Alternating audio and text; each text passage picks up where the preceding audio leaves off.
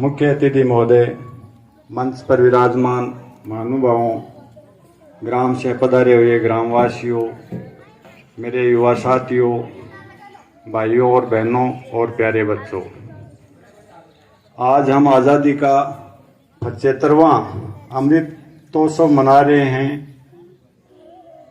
इस अवसर पर जब हमारे को आज़ादी मिली थी, उस समय से लेके आज तक हमारे में कितना बदलाव आया है, क्या क्या हमने हमारे बुजुर्गों ने उस समय देखा था और वो हमारे को बताते हैं, तो हम क्या क्या बदलाव महसूस करते हैं, ये थोड़ा सा हमारा को इस विषय पर बातचीत करने का समय मिलता है। लेकिन इस मंच पर आप ग्रामवासी इकट्ठे हुए हो, तो हम भी हमारे इस विद्यालय के बारे में थोड़ी सी चर्चा कर लें, ताकि ऐसा मौका हमारे को बार बार मिलता नहीं है। आप लोग भी हमारे लिए इतने समय नहीं दे पाते, तो मैं सीधा उसी पर जाता हूं, ताकि हमारे विद्यालय का भी विकास हो। जैसे आज़ादी के बाद हमारा देश विकास की ओर अग्रसर है, वैसे ही इस विद्यालय के बारे में सबसे पहले बच्चों के लिए मैं बता देता हूं कि बच्चों की पहली पाठशाला होती है उनके माँ बाप। बच्चा कोरा कागज होता है जिसके नीचे हम कार्बन लगा के जो चीज़ छाप देते हैं, वैसी की वैसी छपती है। माता पिता ही उसको सिखाते हैं कि ये तेरी मम्मी है, ये पापा है, दादा हैं, दादी हैं, ये परिवार के बाकी सदस्य हैं। उसके बाद में जब वो विद्यालय की उम्र तक पहुंचता है, तब हमारे पास भेजते हैं। तो हम भी उसको पीछे की उसी शिक्षा से जोड़ते हुए कि परिवार, रिश्ते, नाते, समाज, समुदाय और ये संस्थाएं कैसे बनी है, मौखिक चीजें सिखाते हैं, ताकि आसपास के बच्चों के साथ, गांव के बच्चों के साथ एक जगह बैठे तो वो चीजें समझे।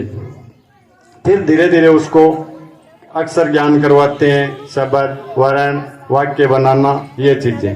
लेकिन यहाँ पर क्या है कि हम ग्रामवासी गांवों में निवास करते हुए इन चीज़ों को नहीं समझते, क्योंकि हमारे देश के अंदर जो शुरू के अंदर शिक्षा दी थी, उसमें अंग्रेजों ने हमारे को यही शिक्षा दी थी कि इनको ज़्यादा शिक्षा नहीं देनी है, इनको 12वीं पास तक की शिक्षा देनी है, ताकि एक अलग लेवल का हमारा काम कर सकें। अगर ज़्यादा पढ़ा दिया तो ये हमारे को ज्ञान देना शुरू कर देंगे। तो हम जब पढ़ते थे, तो हमारे को जब हम 12वीं पास करके घर वाले पूछते थे अभी क्या करोगे, तो हम यही बोलते थे कि तुम ही बताओ।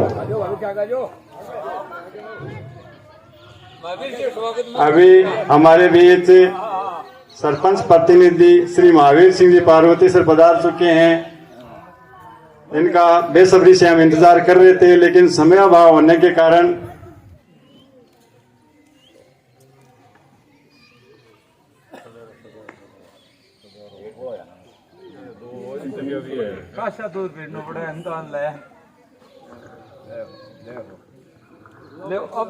विरो माला विरो एक बार विराजमान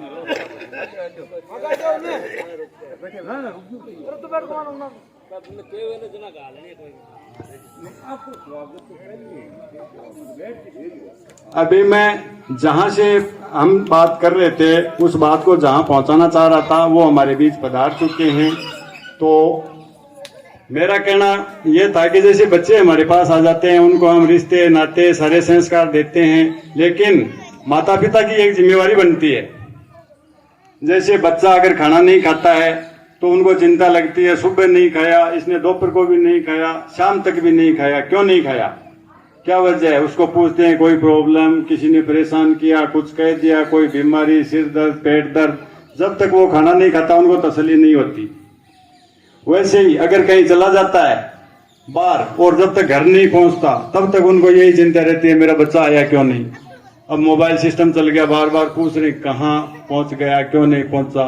अगर यही ध्यान अगर माता पिता बच्चों की शिक्षा पर दे दें, तो इतना विकास हो जाता है कि इस विद्यालय के गेट पर लिखा हुआ है ज्ञानार्थ प्रवेश सेवार्थ प्रस्थान।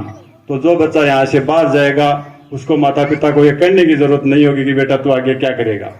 उनके माता पिता को ये गर्व होगा कि आज मेरे बच्चे ने मेरे को कहाँ लेके खड़ा कर दिया है। तो इसके लिए हमने विद्यालय में क्या किया है कि जो भी बच्चे हमारे पास जैसे भी हैं, उनका उसी स्तर से हमने उनकी परख करके उनको शिक्षा देने की कोशिश की है।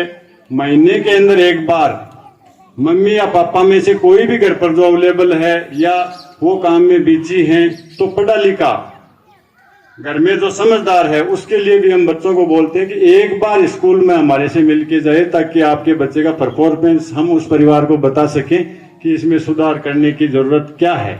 लेकिन हमारे पास इसके लिए कोई नहीं आता।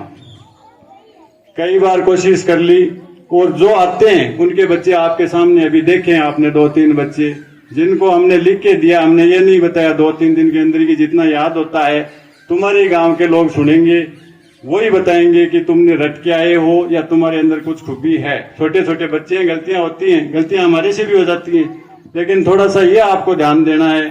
जैसे बच्चे के खाने पीने का, ब्याह शादी में हम कपड़े सिला के देते हैं, उनका हर चीज का अगर हम ध्यान देते हैं तो शिक्षा की तरफ भी आपको ये ध्यान देना है कि मेरा बच्चा पढ़ रहा है या नहीं पढ़ रहा है। और उस पर ध्यान कैसे देना है कि जैसे हम सुबह शाम जितना भी खाना खाते हैं, एक दिन का खाना अगर नहीं खा के हम सोच लें कि दूसरे दिन खा लेंगे, हो सकता है खा लें जोर जबरदस्ती करके।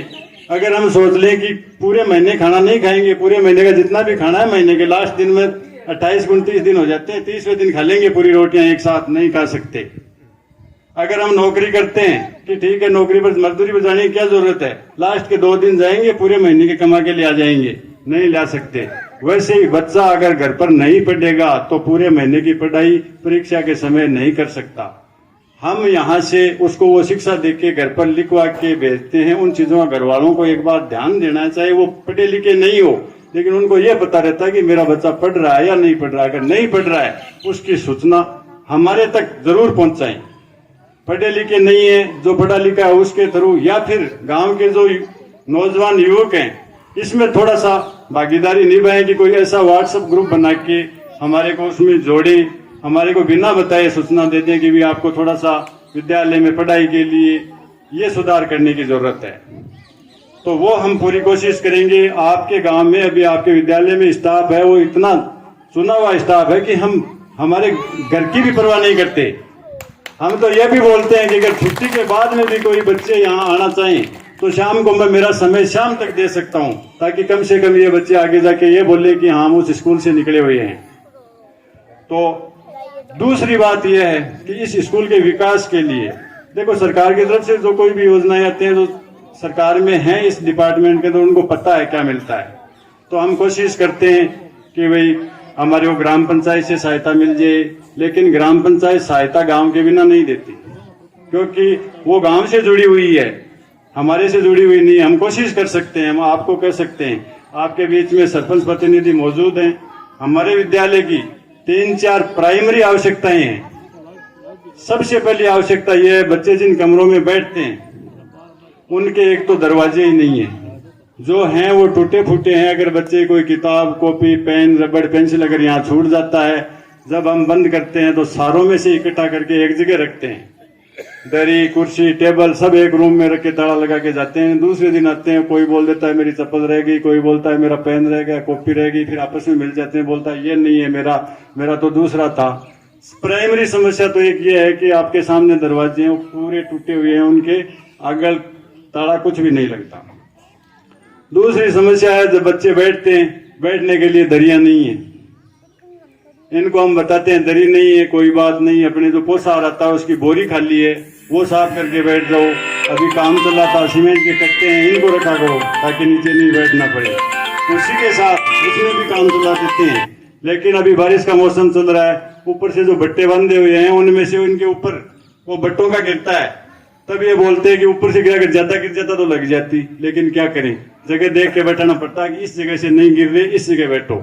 तो इसके अंदर जिसकी जिम्मेवारी से आप कोशिश कर सकते हो कि भाई हमारे को सरपंच साहब को कहने से ये काम हो सकता है। अगर ये नहीं कहें और थोड़ा सा कि भाई हम थोड़ी बहुत भी मदद कर दें, आप इस विद्यालय के बजाय प्राइवेट विद्यालय के अंदर भेजते हो, आपके बच्चों की 15-15, 20-20 हजार रुपए फीस भी देते हो, उनकी ड्रेस भी तुरंत सिलवा के देते हो, बोलते हैं उतनी किताबें लेके देते हो। मैं बोलता हूँ आप उनमें से 1% हमारे को, अगर आप 20,000 रुपए दे रहे हो, 200 रुपए हमारे को दे दो, ड्रेस सिलवाने की जरूरत नहीं है, वो बच्चा आपको सिलवा के दे देगा जब 12वीं पास करके निकलेगा तब। तो हमारे को इतनी मदद चाहिए, गाँव वालों से कोई पैसे की मदद नहीं चाहिए भाई, आपका मन हमारे साथ होना चाहिए। कि हम मन से विद्यालय के साथ हैं, हम मंदिर के सामने से निकलते हैं हाथ जोड़ के, उसमें भी कुछ न कुछ दक्षिणा देते हैं कि भाई हमारा भला करना, जबकि हमारे को पता नहीं चलता ऊपर वाला कब भला करता है कब बुरा करता है, वो सब उसके हाथ में होता है, हमारे कर्मों के ऊपर निर्भर होता है। लेकिन ये शिक्षा का मंदिर ऐसा है कि यहाँ पर बिल्कुल पता है कि शिक्षा से ही सब कुछ हासिल किया जा सकता है। अगर जीवन में परिवर्तन लाना है तो एक शिक्षा ही परिवर्तन कर सकती है, बाकी कोई माध्यम परिवर्तन नहीं ला सकता। जीवन में बदलाव सिर्फ शिक्षा ही ला सकती है। तो हमारे पास ये छोटे नन्हे मुन्ने बच्चे हैं, इनको तो ये बातें बताने से कोई इतना इनके ऊपर ये भी नहीं होता कि बच्चे तो ये नासमझ बच्चे, इनको धीरे धीरे हम आगे बढ़ा रहे हैं। हमारे पास तो प्रारंभिक और ये अपर प्राइमरी की शिक्षा देके इनको आगे भेजते हैं। लेकिन हमारे पास अगर आप नामांकन कर दो तो आपका विद्यालय यहीं पर सीधा उच्च माध्यमिक विद्यालय हो जाएगा। कल हमारे पास आए थे गांव से पधारे मानवा, उनको मैंने बताया था कि 2 साल के अंदर में विद्यालय का नाम नहीं लिखवाया था उच्च प्राथमिक विद्यालय। मैं सोचा हो सकता है 150 नामांकन हो जाए तो ये विद्यालय भी सीधा ही उच्च माध्यमिक विद्यालय बने। लेकिन लास्ट में 1-2 ने मेरे को टोक दिया कि कम से कम ये नाम तो ठीक से करवा लो, तब कल लिखवाया है, क्योंकि नामांकन दे नहीं रहे। प्राइवेट स्कूलों के अंदर भेज रहे, हम जाके बोलते भी कंपटीशन करवाओ। अभी कंपटीशन भी करवाया था हमने, एक दिन कोई प्राइवेट स्कूल के 2-4 बच्चे आ गए थे। हो सकता है अगर आप आज भी कोई बच्चे आके बैठे हुए हैं तो आप इस मंच से किसी भी बच्चे को उसकी क्लास को, जिस क्लास का बच्चा प्राइवेट स्कूल का है और उसी क्लास का बच्चा मेरी स्कूल का, आप मंच पर आके पूछ सकते हो। अगर वो बच्चा 1% का जवाब दे दे, मेरा बच्चा अगर 80% से कम का जवाब दे दे, तो आप यहीं पर मेरे को बता देना कि आप यहाँ कुछ नहीं पढ़ाते। कभी भी इसका आप पता कर सकते हो। आप महीने में 30 दिन होते हैं, हर 30 दिन तक हमारे को टोको कि आप बच्चों को पढ़ाते नहीं। हम यही चाहते हैं कि हमारे को रोजाना आप टुकाई करो और हम हमारी कमी में सुधार करते जाएं। लेकिन थोड़ा सा विद्यालय के विकास की तरफ आपको ध्यान देना पड़ेगा। अगर हमारी कोई गलती हो तो आप बता सकते हो कि आपकी वजह से नहीं हो रहा, तो हम आपके सामने झुके हुए ही हैं। लेकिन ये आपके गांव के सामने हमारी समस्याएं हैं। अब इसका समाधान आप लोगों को करना है और ये एक ऐसा मंच है जिस पर हम आपको बता सकते हैं। बाकी हमारे पास बुलाने से, जब बता रहा हूं कि अपने बच्चे का परफॉर्मेंस लेने के लिए नहीं आते तो हमारे सुनने के लिए कौन आएगा। तो सबसे भाई मेरा यही निवेदन है कि विद्यालय के विकास की तरफ जो जो समस्याएं आपके सामने हैं, देखो सरपंच प्रतिनिधि महोदय यही बैठे हैं। 2 साल से हम इनके, जब से ये आए हम पीछे पड़ रहे थे। ये पेड़, इन्होंने पेड़ दिए थे एक बार कि आप स्कूल में पेड़ लगवा लो। हमने इनको यही बताया कि पेड़ हम खुद लेके लगा देंगे, सिर्फ आप हमारे को पेड़ों की रक्षा के लिए जो 4 दीवारी है इसका इलाज करवा दो, फिर आपको पेड़ ही पेड़ दिखाई देंगे इस स्कूल में। तो पीछा हमने भी नहीं छोड़ा और कमी इन्होंने भी नहीं रखी। 15 अगस्त से पहले अभी 2-3 दिन के अंदर इन्होंने देखो कलर भी करवा के, और वो भी बिल्कुल डिस्टेम्पर लेके दिया कि ये नहीं कि भी हल्का काम करवाऊं, कहीं कल को ये बोलो कि भाई ये तो काम हल्का करवाया है। दीवार 2 फुट ही ऊपर करनी थी, नीचे वाली की पूरी की भी मरम्मत करवाई है इन्होंने। हमने इनको जितना बोला कि थोड़ा सा इसके साथ ये और कर दो, इन्होंने बोला मेरी तरफ से कोई मनाही नहीं है। भाई मेरे क्या फर्क पड़ता है, काम चल रहा है, 1 कट्टे इसके 2 सीमेंट के कट्टे और लग जाएंगे, लेकिन तुम बाद में लेकर नहीं लगा सकते। फिर भी इनके जब हमने, वो बोलते हैं कि अंगुली पकड़ते पकड़ते पुंछा पकड़ने की कोशिश की, तो इन्होंने बोला अब समस्या गांव वालों के सामने रखो। भी मेरे बारे में गांव वाले ज्यादा जानते हैं कि भाई कितना काम करा सकते हैं, कब करा सकते हैं। तो अब आपके सामने बैठे समस्या हमने आपको बता दी। इनमें से आप इनसे जो हाँ भरवा सकते हो वो आपके सामने ही है, इसी मन से भरवा सकते हो। और इनको कल यह भी बताया था कि यहाँ सिर्फ घोषणा मात्र नहीं होनी चाहिए। भाई घोषणा मात्र से तो क्या है, घोषणा कर दी, उसको धरातल पर उतारना बड़ी बात है। तो घोषणा हमारे सामने वही करना जिसको आप धरातल पर उतार के दिखा दो। वहां समय लग सकता है, लेकिन धरातल पर उतारने की कोशिश करना। आपके कार्यकाल में अभी टाइम खूब पड़ा है, हमारे लिए खूब विकास कर सकते हो। तो ये समस्याएं मैंने विद्यालय के बारे में आपको बताई है।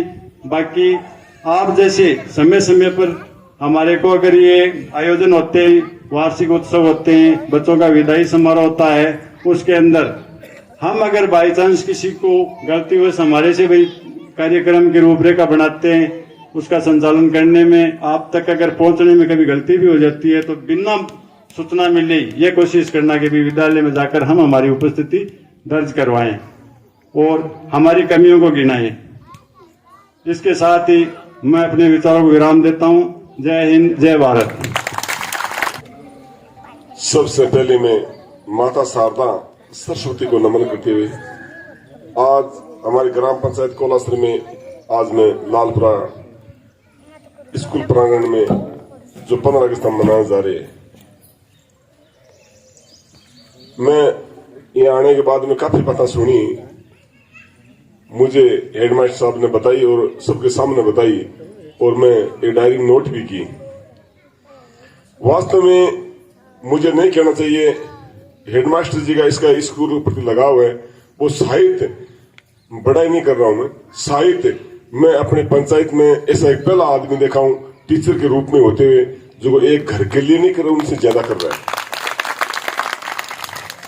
और मैं जो महानुभाव आए हुए लालपुर से सभी बड़े बुजुर्गों से प्रणाम करते हुए मैं ये कहना चाहता हूँ, माताओं बहनों शक्ति सामने बैठी मेरे, उनसे प्रणाम करते हुए मैं कहना चाहता हूँ कि आपके स्कूल में ऐसे होनहार मास्टर जी को कहीं जाना मत देना और खो जाओगा कुछ नहीं बचेगा स्कूल में।